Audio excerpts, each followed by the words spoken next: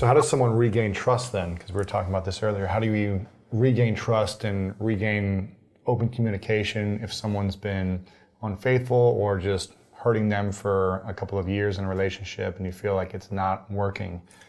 You know, it's interesting because you're asking me this, and yet you, as an amazing role model, have spoken about some of your own experiences of abuse. Mm-hmm. So you know this question. How do you let someone touch you, come near you, not feel like they're going to harm you?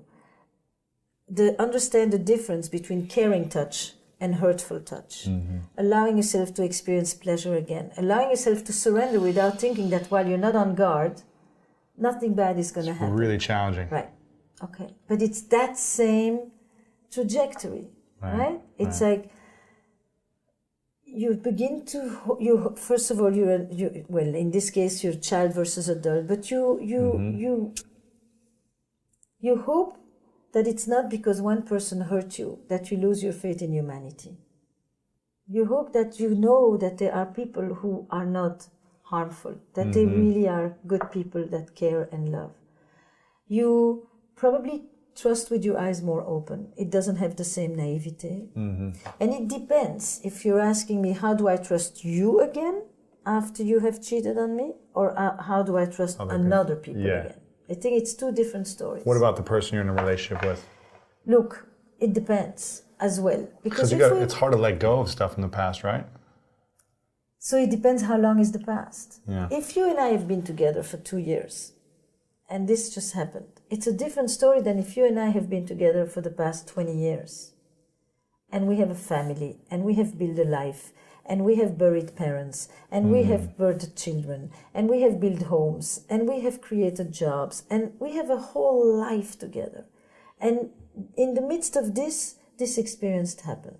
And you, my woman, or my partner, male or female partner, went out. And then you kind of want to know, how did this happen? What happened to us? Where were we at? You know, is this related to the relationship? I think the big distinction for me is to figure out what betrayals take place because the relationship had disintegrated in some way or degraded, and which ones have nothing to do with the relationship. Yeah? People who have been sick, people who are unemployed, people who have lost their sense of confidence, or people who have made a lot of money suddenly, the other way around. Yeah. People who suddenly feel like they deserve something. Because in a way, when you allow yourself this experience, it's because you feel you deserve it. You justify it to yourself. You come up with good explanations for why you, of all people, can do this. Right. I need to understand what you were thinking about me while this was going on. Did you even think about me? Did you think what this would do to me or to our kids, if we have kids? Did you feel guilty about it? Were you tortured in any way, or did I disappear from your screen and you were so grandiose that I didn't exist anymore? Did you want me to find out? Are you relieved that it's come out? Do you actually want to come back? And are you coming back just because it's convenient to you, or are you choosing me again?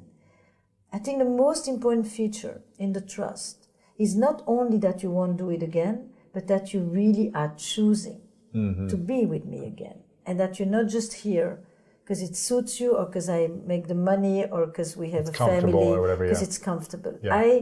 What I really want to trust is that you love me and you want to be with me, and not that you're here while you're thinking about the person there. Yeah. And that goes hand in hand with something else. I think that's probably the most important thing about hurt and the breach of trust, is I come to you and I say to you, I'm really sorry. That we know from any trauma that it's the wrongdoer coming to acknowledge what they've done. If the perpetrator isn't able to acknowledge it, and I'm not calling these perpetrators, but we know in the experience that when you hurt someone, nothing helps you more than the person who hurt you to say to you, I have remorse and I feel guilty for hurting you. Even if they don't feel guilt about the experience of the affair itself. Maybe you think that the affair was one of the greatest things that you have experienced in a long time. Fantasies or whatever, yeah.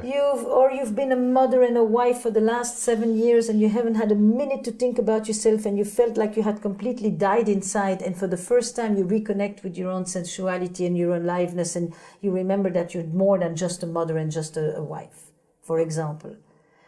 So you may think this was really important to me, but nevertheless, what it meant to you and what it does to your partner are two different things. Right. So my acknowledging that remorse and that guilt is essential. It's the first step. First step. Yeah. And that is very different from feeling shame.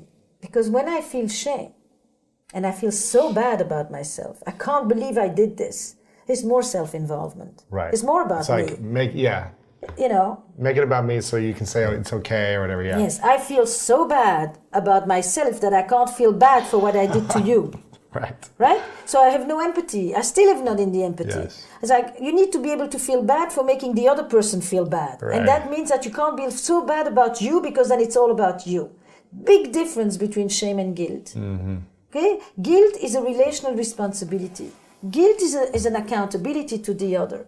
That's the first one. And the second thing is that I then become the vigilante of the relationship, meaning that I, for a while you are asking me the same questions again and again because you're trying to figure this out, because your whole reality has just been shattered, I am able to tell you, it's okay, I am here. Just keep asking. I'll answer you. I'm not going to say, come on, enough already. Haven't we gone over this? Let's move on. Let's move on. It's over. Don't you see? No, I cannot rush you. I have to give you the space to make sense, to be in your pain, to hurt, to get angry, to push me, to pull me, until we slowly settle.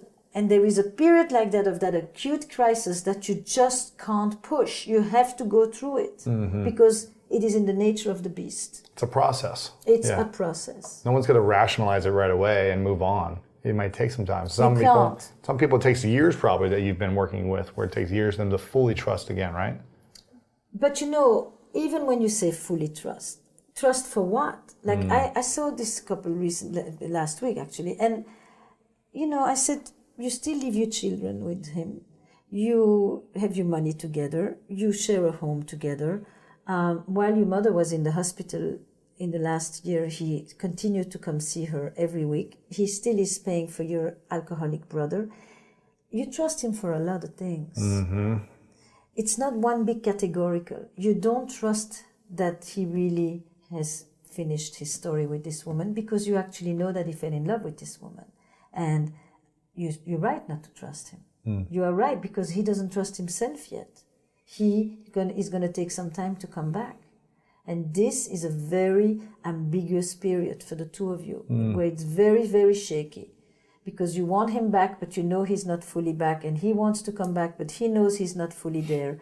But you trust him for many other things. Right. And you need to remember that too. And it'll take a few months. It'll take a few months because he has made a decision. He wants to come back. He believes in what you've built together. But yes, for a moment, he was ready to go. Wow. And my work is I hold this, I offer structure, calmness, reassurance, and I basically try to not make anybody make rash decisions, because when your limbic system is hijacked, you better not make a decision about your life. Just be emotional and it's... No, you're just in reptile mode. Yeah. In your sessions, what do you find is the root of most divorces or breakups or separations? Is it infidelity or is it something else? Infidelity is high up there, It's high up there. It's not...